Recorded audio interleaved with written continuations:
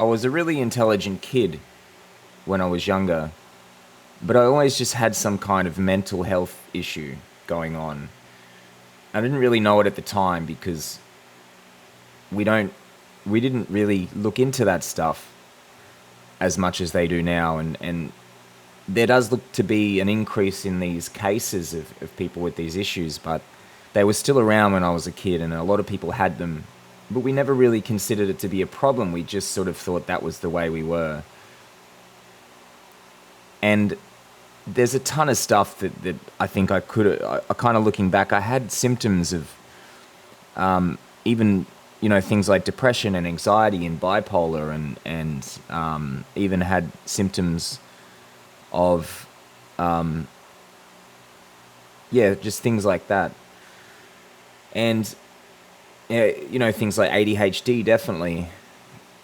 There was always some kind of emotional problem that was going on for me. And I just didn't really understand. I struggled a lot with friendships and relationships and stuff to do with my parents and asking and giving what I wanted and knowing what was going on, and just struggled with a lot of that stuff all the time. And it was distracting for me.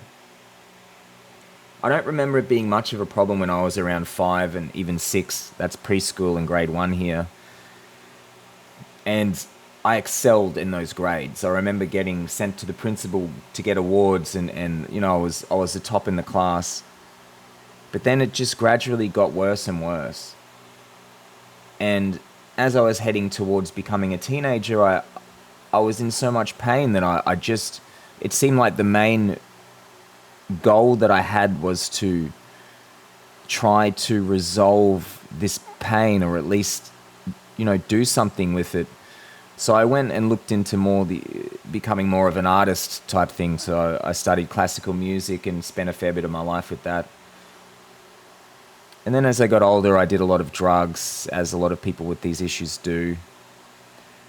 And then I did stop doing that, and then I went into boxing, and another thing that was an expression of trying to fix, this pain that I was always in, all these mental health issues, emotional issues, relational issues. And this sort of just kept going on my whole life. And I did gather a lot of skills, and I have a lot of interests and hobbies, and had good relationships and friends and stuff, but there was always these problems. And looking back on it now, I think that had I not had all these problems, I could have done something really different and meaningful. And for me, the thing that comes to mind is something that really helps the world, becoming a really good doctor, or, whatever it is. Even psychiatrist, even though I don't agree with drugs and all that, but just something that has the potential to help, And now that I'm older, and I discovered how much carbohydrates affect me, when I get into ketosis and when I go zero carbs, so no carbs, no fiber, just fat and animal products. When I do this, the symptoms are pretty much 80-90% gone. And as I got older, these symptoms just got worse and worse. If I eat carbs now, it's migraines and it's pains all over the body. It's severe eczema. The depression and the anxiety and all that stuff just got worse and worse. Asperger's symptoms that seem similar to the way they describe it. It's all related, right? There's some kind of damage in the body that the body hasn't healed, and the carbohydrates are just triggering it. Had I discovered this information when I was younger, maybe even when I was, a boy, I think I would have lived a much different life. I wouldn't have had to spend so much time, A, trying to fix myself, and B, trying to destroy myself, because I was just confused and in so much pain. And I wish I had the knowledge that I do now. But it took me a lifetime. But now I feel that the only thing that makes it not a waste is if I try to help many people as I can to see this in themselves. If this, obviously I don't know what the answers to everyone else's problems are, but it seems to me that based on the data and based on my experience and people that I talk to, that carbohydrates, for whatever reason, they're not inherently bad. It's just we're damaged in some way that they're triggering. And if I can try to get this message out as far and wide as I can to help as many people as I can, then it makes my life a little more meaningful, right?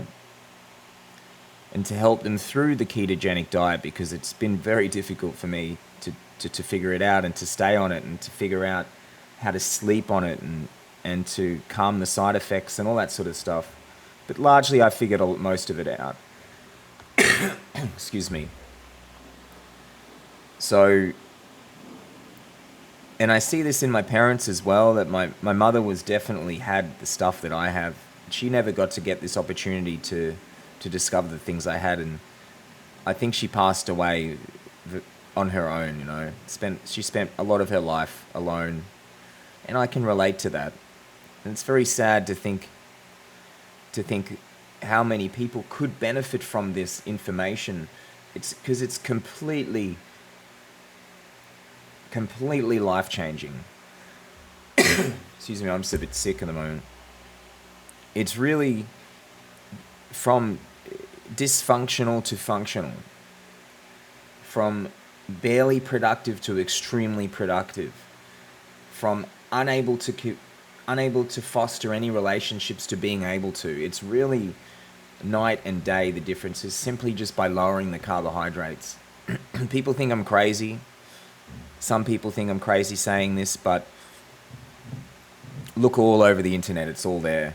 Heaps of people, and some of the severe, like I didn't have crazy psychotic symptoms. When I get into deep depression, if I eat, say, a bowl of rice, I can have little hallucinations, like I think shapes are there and moving. So the tiny, minuscule things, but you hear of some reports of people just having completely disabling schizoaffective disorder, hallucinations and thoughts and things that just wreck every part of their lives. They get into ketosis and they become functional, normal human beings. It's incredible. It really is. The extent of the negative influence of carbohydrates on our health and psychology to the people, I mean, to most people. Obviously, some people can handle them, that's fine.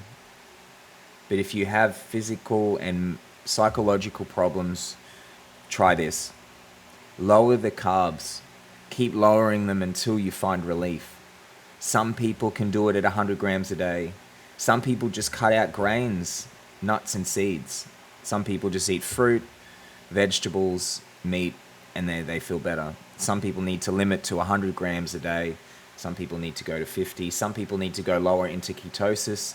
Some people, unfortunately, like myself, have to be zero carbs, because if I allow any of those things into my diet, everything just falls apart very, very quickly. Just try that. If you've never tried it, try it. The key with the ketogenic diet is, a big key is hydration. So the way this fixes a lot of the side effects. So every 2 hours from when you're awake, drink 600 milliliters of water, put 1/8 of a teaspoon of sodium and 1/8 of a teaspoon of potassium in that water every time, every 2 hours, 5 times a day. And do that. Add one of those every time you do heavy exercise, essentially. And then before you go to sleep, take 3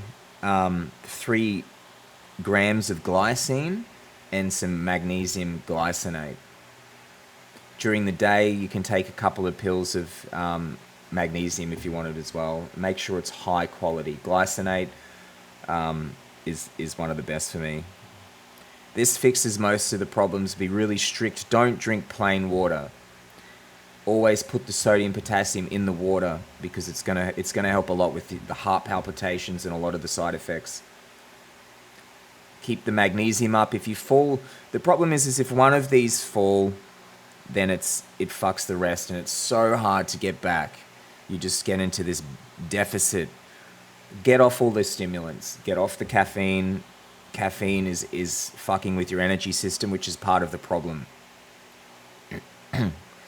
If you're drinking caffeine and you're in ketosis, the caffeine and the ketosis are both draining your magnesium, and it's causing a very, very dangerous place to be, because you'll have all these side effects that will ruin the experience for you. But that's just a quick, short way to do it. Just keep lowering them until you feel better. Those with severe issues, try zero carb, just animal products and fat. I just eat mainly red meat. Might just eat 1.5 kilos of that per day, which I think is about 2.5 pounds, maybe. Or I'll have some chicken with coconut oil. I put some olive oil on it sometimes, and that's it. Fat, meat, and that's it. That's the best for me. I feel calm. I feel clear. I have energy and focus. I'm able to make eye contact clearly with people. I'm able to have conversations and, just be a normal, decent person. While I'm eating carbohydrates, all this stuff just becomes nearly impossible. Excuse me. So that's all I wanted to share today. I'm going to keep pumping this message because of how seriously amazing it is and has been for my life. So all the best to you. Thanks.